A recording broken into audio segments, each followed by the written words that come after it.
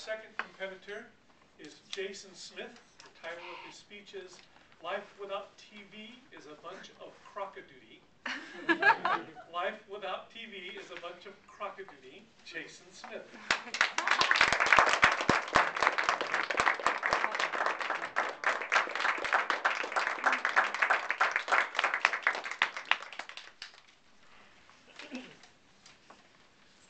You know, when people call the TV an idiot box, I take it personal. I mean, aren't TV watchers more informed anyway? Can I get a show of hands of people that are avid book readers and newspaper readers? Okay, I'll take you on right now. I have a challenge. I bet that I can watch 4 news stories and a Geico commercial, all while eating a turkey sandwich and a box of Skittles before you can finish reading the headlining story of today's newspaper. Right? I got you beat. But that also kind of makes me think back to my earlier years before I went to school of how TV influenced my life. And it also brings up one important fact about myself that I like to share with you guys. And that is, when I was younger, I was schooled at a very early age. In-house, I had all of the materials that I needed at my fingertips, customized to me. And you know what it was called? Sesame Street. I mean, I had buddies and everything, you know, Big Bird was my buddy and all that kind of good stuff.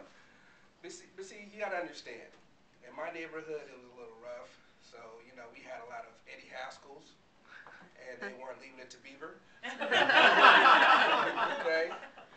So I had to spend a lot of time inside watching TV and self-educating, and I spent a lot of time watching PBS, to some of you guys it's KQED. And, you know, I got a chance to watch a lot of the shows on there, like Mr. Rogers' Neighborhood, Sesame Street, The Electric Company.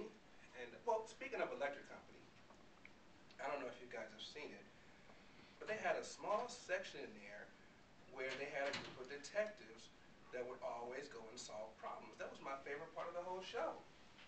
And I kind of wonder, is that the reason why I like shows like First 48 and Crime 360 today? Maybe not, but the whole thing is you just have to keep on going and keep on learning and keep on recognizing where your influences come from. So then I go into school, and you know, the influences are all around me, and I wish I knew then what I know today, and that is you take the good, you take the bad, you take them both, and there you have the facts of life. That's right, the facts of life. But TV really helped me. I mean, even in the classroom, I credit LeVar Burton and Reading Rainbow because it helped me understand where my imagination could go and how far I could take my imagination.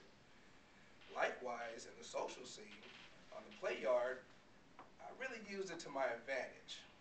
Whenever a buddy would come up to me and he might have an issue with a female or a cute girl or something, and they would put me in the middle, I would think to myself, what can I do? So I think back to the happy days, and I look back and say, hey. That got me out of a lot of situations. Because friends, after all, are very important at an early age, right? And I wasn't just looking for any old kind of friend. I wanted that strong friendship. I wanted that Laverne and Shirley type of friendship. That Raj, Rerun, and Dwayne from What's Happening type of friendship. Hey, hey, hey. You know? But I found a friend. And when I found him, he was Starsky and I was Hutch. Or you can refer to us as the Dukes of Hazzard, whatever you want.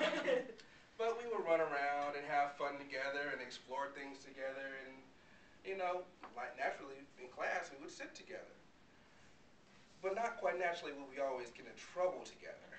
So that brings up a situation where I remember where one time the teacher, she got a little frustrated with me. So she put down her glasses and she looked over the rim of her glasses and she said, "Jason Smith, stand up and go to the office right now." Well, me being the jokester when I was younger, I always tried to deflect the attention so the situation would seem like it was as serious as it was. Wasn't quite the best technique, but I stood up and said, "What you talking about, Willis?"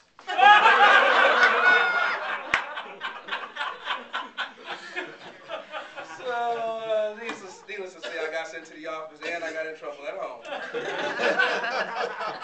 Yeah. But you move on, and so I matriculated on through school. And now I didn't just have one friend, I had a bunch of friends, and we rolled tough like the A-Team.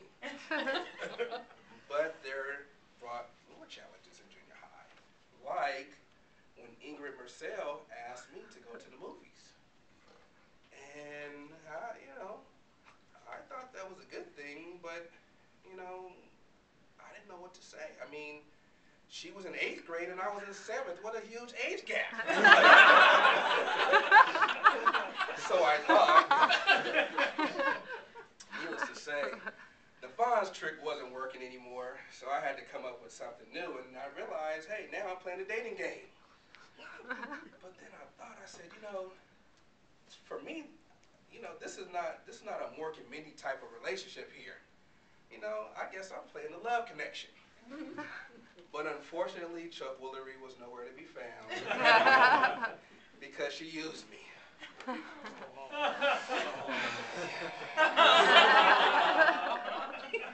That's okay.